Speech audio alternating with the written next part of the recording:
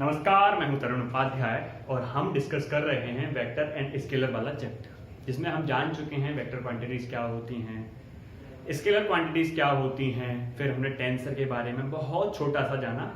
हालांकि कोई क्वेश्चन नहीं आएगा, फिर भी अगर एक आध पूछ लिया जाए तो उतना मैं समझा चुका हूँ। ठीक है, आज जान लेते हैं दो चार टाइप्स हैं, कौन कौन से टाइप्स हैं वेक्टर के, और वेक्टर का एडिशन कैसे होता है, और सबसे इम्पोर्टेंट चीज find the angle between the vectors.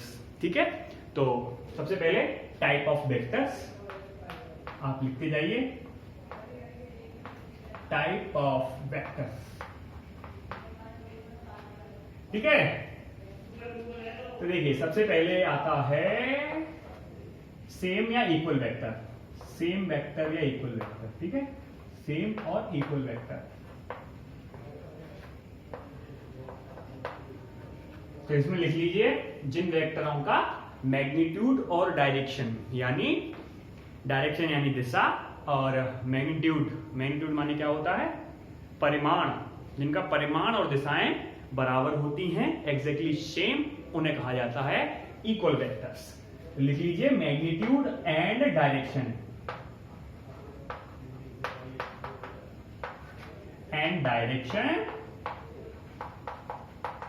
Same, ठीक है, या सेम लिख देता हूं मैं। जैसे कोई वेक्टर ये है, अब हमें इसका इक्वल वेक्टर ढूंढना है, तो इसकी डायरेक्शन में ही इतने ही मैग्नीट्यूड का एक वेक्टर लिख देंगे। जैसे मान लीजिए हमें ए के बराबर इक्वल वेक्टर लिखना है B, this is A equal to vector B, ठीक है। तो ऐसे, तो आप समझ गए, सेम वेक्टर इसी के अपोजिट होता है अपोजिट वेक्टर या निगेटिव वेक्टर। यहां लिखेंगे अपोजिट और निगेटिव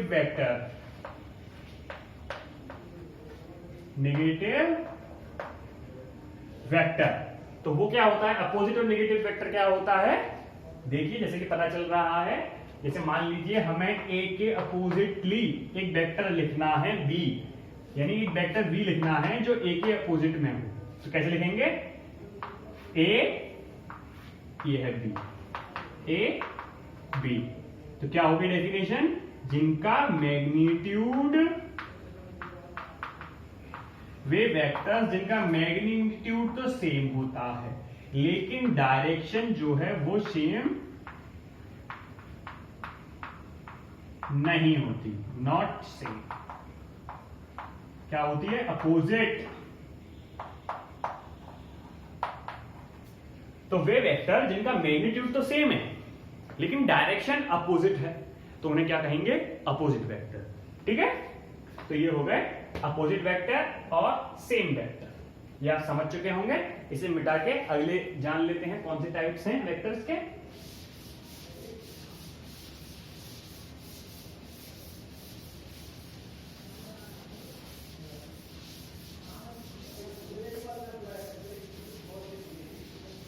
पैरेलल वेक्टर,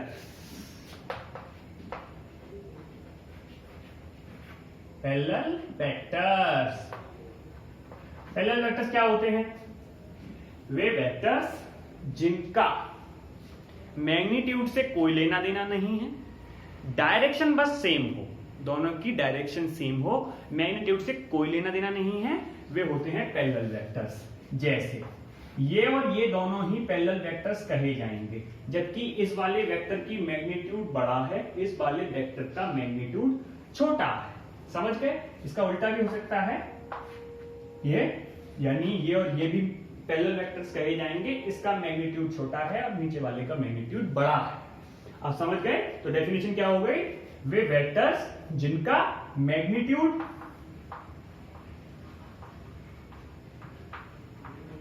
हिंदी में से परिमाण कहते हैं, ठीक है, हिंदी वाले जो बच्चे हैं वो परिमाण लिख लें, ठीक है। परिमाण क्या है, नॉट सेम,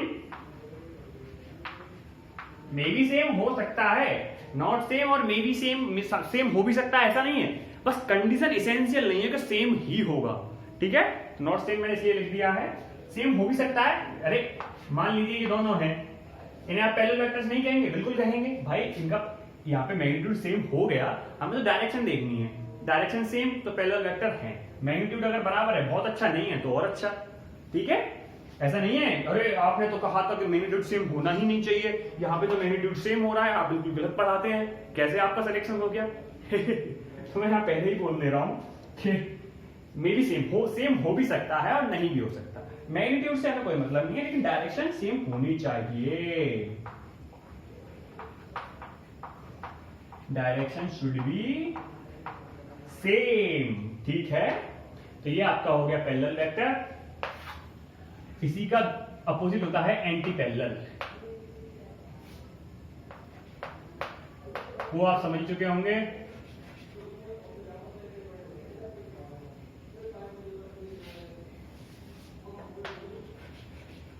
एंटी पैरेलल में क्या है कि डायरेक्शन अपोजिट होगी और मैग्नीट्यूड कुछ भी हो सकता है। ठीक है, डायरेक्शन अपोजिट होगी और मैग्नीट्यूड कुछ भी हो सकता है। तो मैं वही लिख देता हूं, magnitude not same,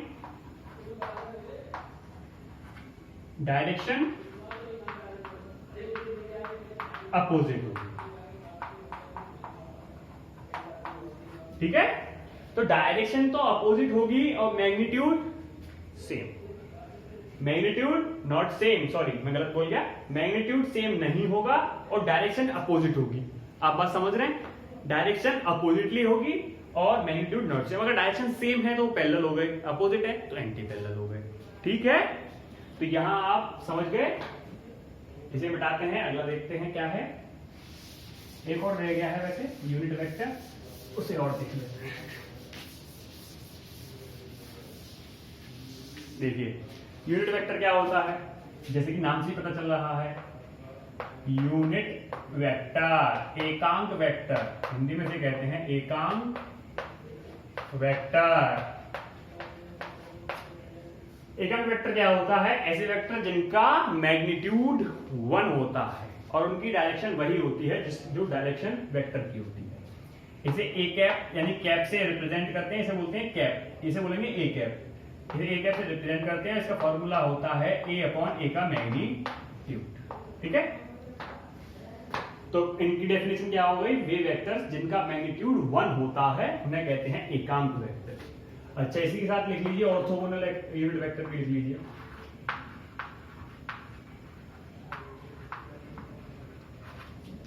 orthogonal unit vector भी लिख लीजिए। इन्हें हिंदी में कहते हैं लंबकोणीय एकांक वेक्टर। ये क्या होते हैं?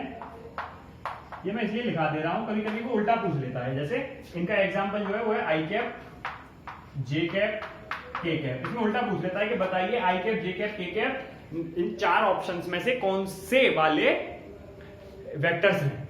तो उसमें लिख देगा unit vectors, orthogonal unit vectors, same vectors, perpendicular vectors. चारों ही ऑलमोस्ट सेम है, लेकिन सबसे जो करीब वाला आंसर है वो है ऑर्थोगोनल यूनिट वेक्टर। ठीक है, इन्हें आई कैप, जे कैप और के कैप से रिप्रेजेंट करते हैं। यूनिट वेक्टर समझ में आ गई? ये है जिसका मैग्नीट्यूड 1 होता है। तो मैं जो बोलता जा रहा हूं वो लिखते जाइए, मैं सारी बातें यहां नहीं लिख रहा हूं, यहां बस मैं बस केवल टॉपिक लिख रहा हूं। जो बीच बीच की बातें हैं वो आप अपनी कॉपी में नोट डाउन करते जाइए। मैं आपसे 50 बार कह चुका हूं, अगर आप नोट डाउन नहीं कर रहे हैं तो ये सबसे बड़ी गलती कर रहे हैं। केवल कानों में लीड लगा के बस देखते जा रहे हैं वीडियो को, तो यकीन मानिए आपका कुछ नहीं होगा। पेंसिल चलाइए, अपने दिमाग को चलाइए, तभी कुछ हो सकता है। दूसरी बात यह है कि अगर आपको लग रहा है पता नहीं क्या पढ़ा रहे हैं, बिल्कुल हल्का फुल्का पढ़ा रहे हैं, कुछ भी टफ जैसी चीज नहीं है, तो यकीन मानिए पेपर में ऐसा ही आता है। बहुत ज्यादा टफ की जरूरत है नहीं। ठीक है, तो बस इतना इतना करते जाइए। और सबसे बड़ी बात क्या है कि पहला और दूसरा चैप्टर जो है थोड़ा सा इजी भी है। जो जब से जैसे ही Newton's law of motion start होंगे ना, फिर आपको मजा आने लगेगा। लेकिन ये करने तो है ही ना, पेपर में तो क्वेश्चन आता ही है। अब इसके बाद जानेंगे अगला टॉपिक कि सबसे पहले एंगल जान लेते हैं। जहां बच्चे सबसे ज्यादा गलती करते हैं, what is the angle between the vectors. ठीक है, एंगल ऑफ वेक्टर, ये बिटवीन द वेक्टर्स है। ठीक है, तो दो वेक्टरों के बीच का एंगल जो है वो कैसे मेजर किया जाता है, ये वही चीज है जो सबसे ज्यादा गलती करते हैं। देखिए, दो वेक्टर है, एक ये है, दूसरा ये है, ठीक है। हिंदी में लिख देता हूं, वेक्टरों के बीच का कोण, वेक्टरों के बीच का कोण, हाँ भाई साहब, कौन है सी, मुझे भी बता दे, ये वही वाला कौन है, हरियाणी वाला। तो देखिए, ये वेक्टर ए है, ये वेक्टर बी है। हमने पूछा कि बताइए वेक्टर ए और वेक्टर बी के बीच का कोण कौन सा है, बच्चों ने कह दिया ये वाला। आपका क्वेश्चन हो गया गलत। तो कैसे फाइंड करेंगे? दो वेक्टरों के बीच का कोण असल में उनकी डायरेक्शन के बीच का कोण होता है। इस बात को लिख लीजिए, दो वेक्टरों के बीच का कोण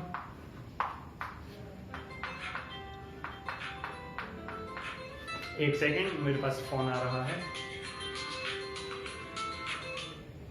तो एक मिनट रुकिए, मैं जरा इस फोन को दे आऊं, पिताजी का फोन है, तो मैं यहाँ पॉज कर देता हूं वीडियो को।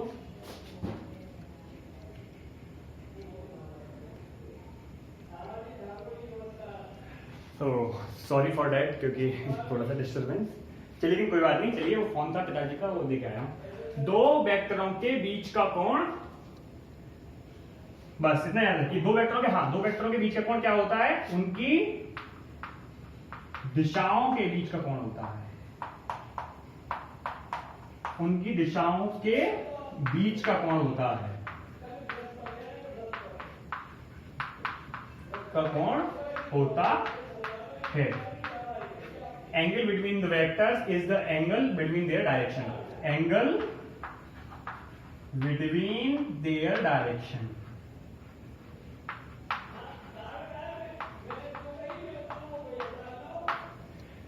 Angle between their direction. देखिए, अब इस वाले एग्जाम्पल को देख लेते हैं। ए और बी के बीच का कोण पूछा है, ठीक है, तो कैसे निकालेंगे? ए की डायरेक्शन को आगे बढ़ाइए, ये बी की डायरेक्शन है ही, सॉरी, ये बी है यहाँ पे ये है, तो ये वाला जो एंगल होगा ये होगा ए और बी के बीच का एंगल, ठीक है। तो आप समझ ही चुके होंगे। इसका एक एग्जांपल लिख लीजिए जो आपको आंसर देना है। ये है समबाहु त्रिभुज, इक्विलेटरल ट्राइंगल। बताइए, यहां मैं वेक्टर लिख देता हूं, ये वेक्टर ए, ये वेक्टर बी, ये वेक्टर सी। अब मुझे बताइए कि इनके बीच का, ए और बी के बीच का एंगल क्या है, बी एंड सी के बीच का एंगल क्या है? कमेंट सेक्शन में मुझे बता दीजिए। Given that this given triangle is equilateral triangle, समबाहु त्रिभुज। तो आपको मुझे बताना है इनके बीच का कोण क्या है, ठीक है। तो आप समझ चुके होंगे कि इनके बीच का कोण कैसे निकाला जाता है। एक्चुअली इनकी डायरेक्शन के बीच का कोण निकाला जाता है। एक और एग्जांपल देख लीजिए, वो आपको करके लाना है। मान लीजिए